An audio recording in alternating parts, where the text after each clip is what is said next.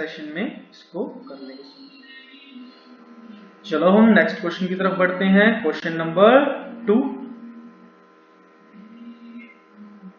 अब question number 2 को हमने सबसे पहले पढ़ना है। क्या लिखा है क्वेश्चन नंबर 2 में? सिंप्लीफाई। सिंप्लीफाई मतलब हमने इजीएस्ट फॉर्म में लिखना है and express each of the following in the exponential form, यानी हमें इसे इजी वे में लिखना है और एक्सपोनेंशियल फॉर्म में ही लिखना है इसे। ओके स्टूडेंट्स, तो सबसे पहले हम फर्स्ट क्वेश्चन की तरफ पढ़ते हैं। फर्स्ट क्वेश्चन में क्या लिखा है? 2 raise to power 3 multiply 3 raise to power 4 multiply 4 upon 3 multiply 32, ये लिखा हुआ है। वेट ए मिनट,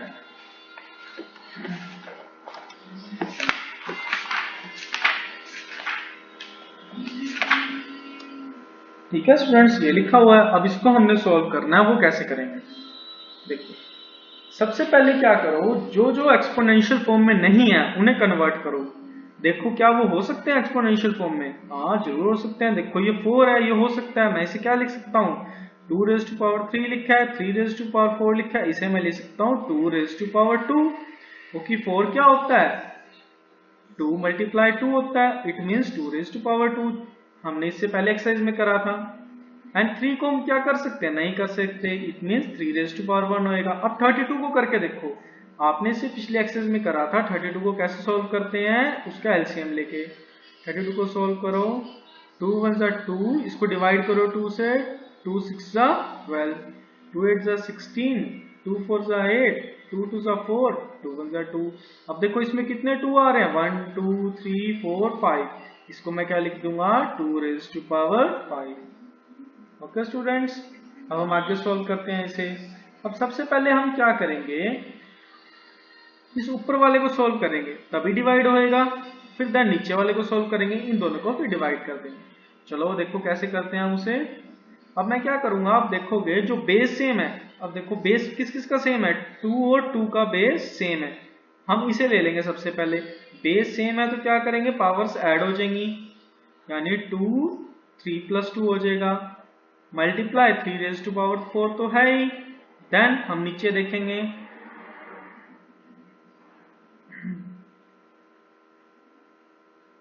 अब देखो सबसे पहले हम इसे ऊपर वाले को सोल्व कर लेंगे। क्या होएगा? 2 raise to power 5 multiply 3 raise to power 4 हो जाएगा। ओके स्टूडेंट्स, अब देखो नीचे देखो। अब 3 रेज़ टू पावर 1 है मल्टीप्लाई 2 रेज़ टू पावर 5 है। अब देखो ना ही इसकी पावर सेम है और ना ही इसमें क्या सेम है? 2 रेज़ टू पावर 5। ना ही इनकी बेस सेम है, ना ही इनकी पावर सेम है। तो अब क्या करें? तो अब इनको अलग अलग सोल्व करना पड़ेगा। क्या मैं इसे ऐसे लिख सकता हूं? 2 मिनट वेट करो स्टूडेंट्स। अब देखो, क्या मैं इसे ऐसे सोल्व नहीं कर सकता? 2 रेज़ टू पावर 5 को मैं डिवाइड कर सकता हूँ 3 रेज़ टू पावर 1 से, और ये मल्टीप्लीकेशन में है दोनों। 3 raise to power 4 upon 2 raise to power 4 कर सकता हूँ इन्हें। अब इनको मैं क्या कर सकता हूँ? अलग अलग कर सकता हूँ। कैसे कर सकता हूँ? इसको इधर और इसको इधर ले आता हूँ। मल्टीप्लीकेशन में है 3 raise to power 4 upon 3 raise to power 1 multiply 2 raise to power 5 upon 2 raise to power 5। ये हो गया। आप देखोगे आप ये और ये कैंसिल आउट हो रहे हैं और ये चीज डिवाइड में हो रही है। इसमें हमारा कौन सा लॉ लगेगा? a raise to power n। a raise to power n क्या बनेगा? a m minus n। Okay students, तो हम इसको सोल्व कर लेंगे तो क्या होएगा? 3 रेज़ टू पावर 4 माइनस 1 हो जाएगा एंड देन क्या आ जाएगा? 3 रेज़ टू पावर 3 हमारे पास आंसर आ जाएगा। यानी हमारे फर्स्ट क्वेश्चन का क्या आंसर आया है? 3 रेज़ टू पावर 3।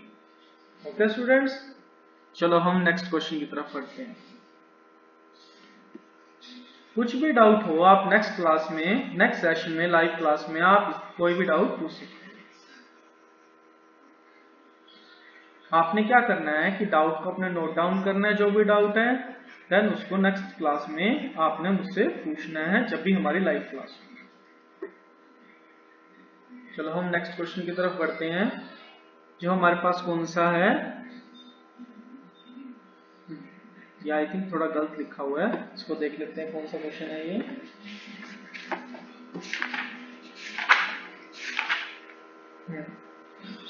अब देखो सेकंड क्वेश्चन को देखो, सेकंड क्वेश्चन देखते हैं क्या लिखा है हमारे पास।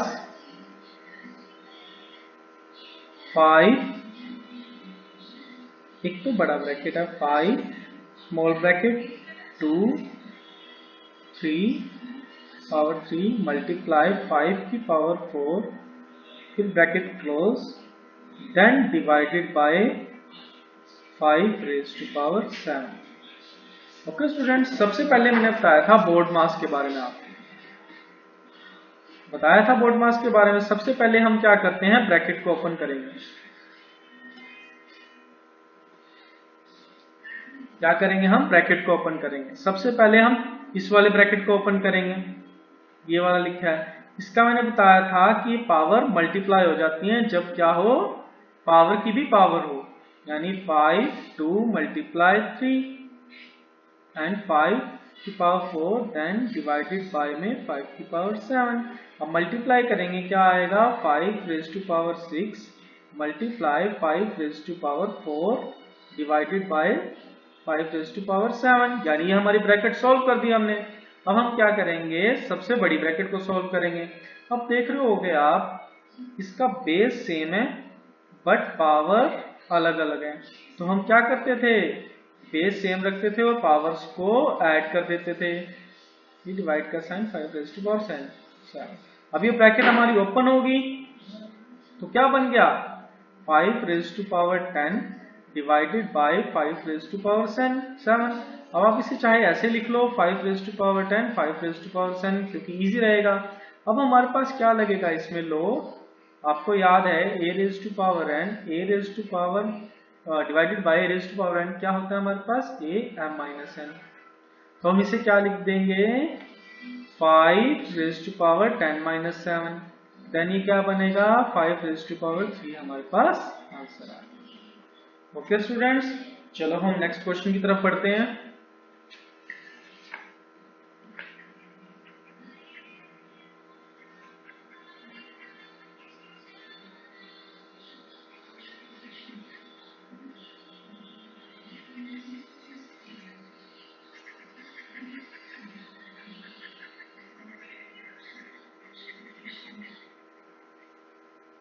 चलो हम नेक्स्ट क्वेश्चन करते हैं अब शुरू। नेक्स्ट क्वेश्चन क्या दिया हुआ है, ये वाला, ये आपने घर पे खुद ट्राई करना है, ये आपका होमवर्क है एंड ये वाला भी आपका होमवर्क है, फोर्थ भी, क्योंकि फोर्थ बिल्कुल फर्स्ट जैसा है बट इसमें डिफरेंस क्या है कि 21 को आपने डिवाइड करके देखना है किस किस फॉर्म में होता है। 21 को कैसे करेंगे, 21 को पहले एलसीएम लो, सबसे पहले 2 पे जाता है, देखो नहीं जाता, 3 पे जाता है, 3 7 21, फिर 7 पे जा रहा है, तो इसको मैं 21 को क्या लिखूंगा, 3 raise to power 1 multiply 7 raise to power 1, और हमारे साथ क्या दे रखा है 11 रेज़ टू पावर 3। अब ऊपर क्या है 3 raise to power 1 multiply 7 raise to power 2 then 11 raise to power 8। ठीक है, अब देखोगे 11 और 11 डिवाइड हो सकते हैं, 7 और 7 डिवाइड हो सकते हैं एंड 3 और 3 डिवाइड हो सकते हैं। आपने इनको घर पे जाके सॉल्व करना है। ओके स्टूडेंट्स, चलो हम नेक्स्ट क्वेश्चन करते हैं। आपको फिफ्थ भी घर पे ही ट्राई करना है, फिफ्थ भी घर पे ट्राई करना है, बिल्कुल इजी है। सबसे पहले आपने नीचे वाला सॉल्व करना है। क्यों नीचे इजी है आपके लिए सॉल्व करना, क्योंकि बेस सेम है और पावर अलग अलग है। पावर को ऐड करोगे देन उसके बाद इसके साथ डिवाइड कर दोगे, जो आपने लो डिवीजन पढ़ा था हमने कि डिवाइड कैसे करेंगे। ओके स्टूडेंट्स, चलो हम नेक्स्ट क्वेश्चन की तरफ बढ़ते हैं। अब हम करते हैं क्वेश्चन नंबर 6 को। अब क्वेश्चन नंबर 6 में क्या लिखा हुआ है, 2 रेज़ टू पावर 0, इसको मैं थोड़ा 2 raise to power 0 plus 3 raise to power 0 plus 4 raise to power 0। अब हम इसको कैसे सॉल्व करेंगे, अब देखो इस क्वेश्चन में आपको क्या करना है, एक चीज और जाननी है, एक चीज और क्या जाननी है, अगर किसी की भी पावर 0 हो वो किसके इक्वल होता है, 1 के इक्वल। ओके स्टूडेंट्स, किसी की भी पावर अगर 0 हो तो वो किसके इक्वल होता है, 1 के इक्वल होता है। ये आपको याद रखना है। अगर 2 की पावर 0 है तो मैं इसको क्या लिखूंगा 1, 3 की पावर 0 है इसको क्या लिखूंगा 1, और बीच में प्लस का साइन है। और 4 की पावर 0 है, इसको लिखूंगा 1। इसका आंसर क्या आ गया 3। ओके स्टूडेंट्स, बिल्कुल इजी था। इसका आंसर क्या आ गया हमारे पास 3 आंसर आ गया।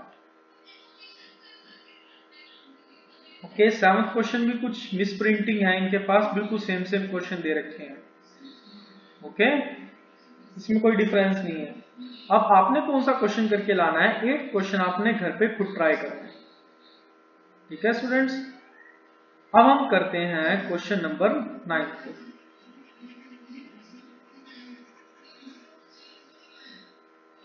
क्वेश्चन नंबर 9 क्या लिखा हुआ है हमारे पास, 2 raised to power 8 multiply a raised to power 5 divided by 4 raised to power 3 और a raised to power 3। अब हम क्या करेंगे, देखो ये 4 raised to power 3 है। अब हमने क्या पढ़ा था, प्राइम फैक्टर में कन्वर्ट करना है इसे।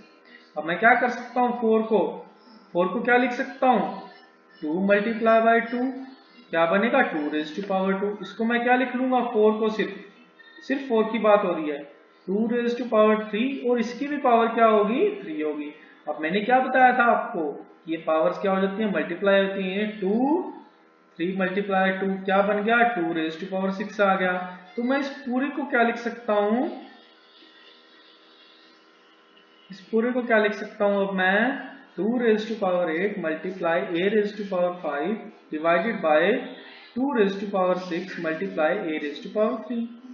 ओके स्टूडेंट्स, अब आपने क्या करना है, ये देखो ये भी चीज डिवाइड में है आपके पास, वेट ए मिनट, अब आपके पास क्या है, ये भी चीज डिवाइड में है एंड देन ये भी चीज डिवाइड में है। तो क्या करोगे, इनको अलग अलग कर लोगे, 2 raised to power 8 2 raised to power 6 multiply करोगे a raised to power 5 a raised to power 3।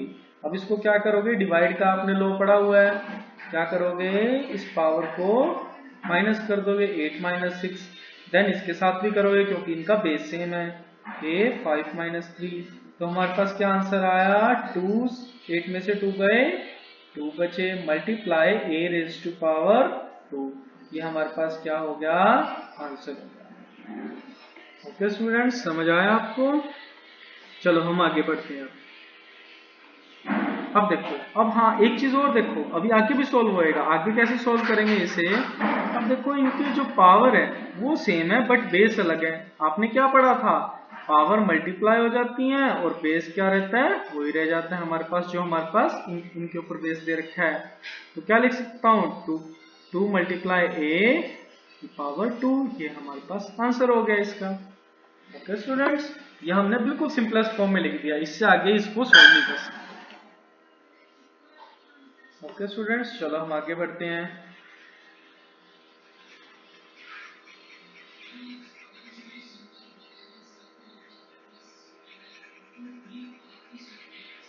अब देखते होंगे आप 10th क्वेश्चन आपने खुद घर पे ट्राई करना है, 10th क्वेश्चन भी घर पे ट्राई करना है। अब हम बढ़ते हैं 11th क्वेश्चन के ऊपर। 11th क्वेश्चन में क्या लिखा हुआ है, 4 raised to power 5 multiply a raised to power 8 b raised to power 3 divided by 4 raised to power 5।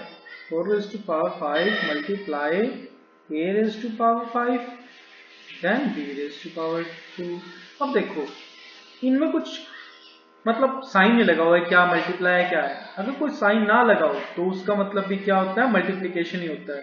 यानी मैं इसको ऐसे लिख सकता हूँ, 4 raised to power 5 a raised to power 8 multiply b raised to power 3। और इसको भी ऐसे लिखता हूँ, 4 raised to power 5 multiply a raised to power 5 multiply b raised to power 2। अब आप ध्यान से देख रहे होंगे ये सारे मल्टीप्लीकेशन में है। अगर इनमें साइन प्लस का होता तो हम कटिंग नहीं कर सकते थे, क्यों, इनको हमें प्लस करना पड़ता। अब जब ये मल्टीप्लीकेशन में है तो हम इनको कट कर सकते हैं क्योंकि ये सेम है। अब आप कैसे कट कर सकोगे, जैसे अब इसको सोल्व करके देखो, 4 को आप डिवाइड करोगे 4 बाय 5 4 बाय 5 तो क्या बनेगा, 4 और 5 को ऊपर लेके जाओगे, डिविजिबिलिटी लॉ लगाओगे आप इसके ऊपर, जो मैंने आप लोगों को एक्सपोनेंट्स बताए थे मैंने। यानी 5 माइनस 5 क्या करोगे, ये 0 बन जाएगा, 4 रेज़ टू पावर 0 आ जाएगा, तो वो 1 के इक्वल होता है। तो स्टूडेंट्स, तो ये हम इनकी कटिंग कर देंगे, देन हम आगे सॉल्व करते हैं। अब देखो, अब हमने इसको सॉल्व करना है, क्या बचा हमारे पास, a raised to power 8 multiply b raised to power 3 divided by a raised to power 5 multiply b raised to power 2। अब देखो सबसे पहले अब हम क्या करेंगे, इनको डिवाइड करेंगे जो हमारे पास दे रखे हैं। क्या गिवन है हमारे पास, अब ध्यान से देखोगे आप, बेस सेम है, बेस सेम है इन दोनों की, बट पावर अलग है। तो हम इन पे एक लॉ लगा सकते हैं, कौन सा law, a raised to power m divided by a raised to power n, यानी क्या बनेगा a m माइनस n, यानी नीचे वाली पावर को माइनस कर देंगे। ठीक है स्टूडेंट, अब मैं क्या करूंगा, a 8 माइनस 5 करूंगा मल्टीप्लाई b 3 माइनस 2 करूंगा। जो हमारे पास आंसर आएगा a raise to power 3 multiply b raise to power 1, यानी a raise to power 3 b raise to power 1, ये हमारे पास आंसर आ गया इसका। ओके स्टूडेंट्स, ठीक है, चलो हम आगे बढ़ते हैं। अब देखो जो ये क्वेश्चन है ये आपने घर से ट्राई करना है, question number 12।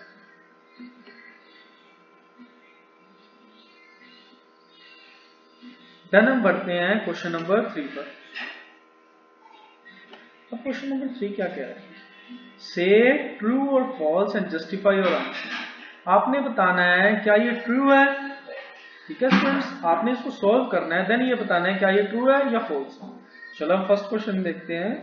10 raise to power, अगर कोई पावर नहीं लिखी है उसके ऊपर तो हम उसको 1 मानते हैं, multiply 10 raise to power 11 equal to 100 raise to power 11।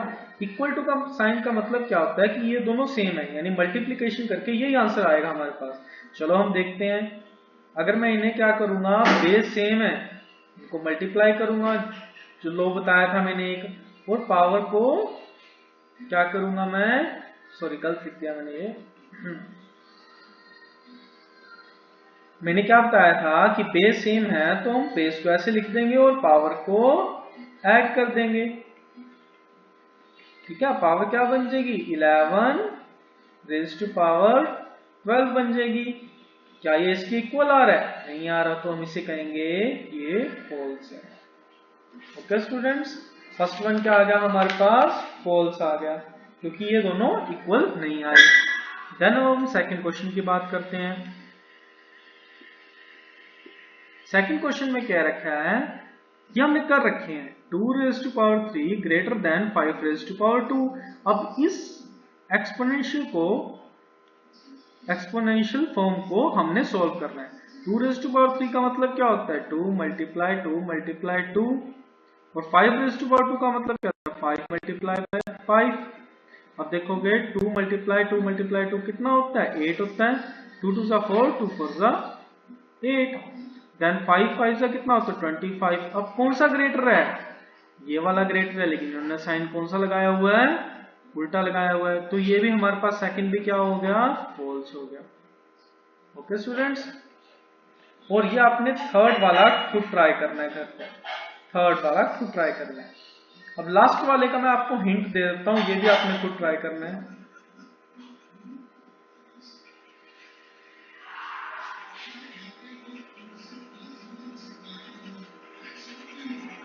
Last वाले में आपका हिंट क्या है,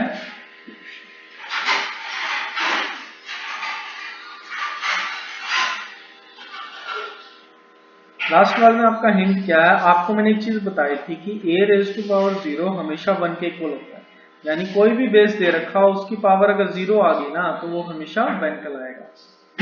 ठीक है स्टूडेंट्स, यानी आप देख सकते हो ये और ये क्या है, 1 बन जाएंगे, यानी ये ट्रू हो गया। आपने इसको प्रूव करके दिखाना है जैसे मैंने इनको प्रूव करके दिखाया है। ठीक है स्टूडेंट्स, ये भी आप घर से करोगे, ये वाला भी एंड देन ये वाला भी आप मुझे करके दिखाओगे। चलो हम नेक्स्ट क्वेश्चन की तरफ बढ़ते हैं, क्वेश्चन नंबर 4।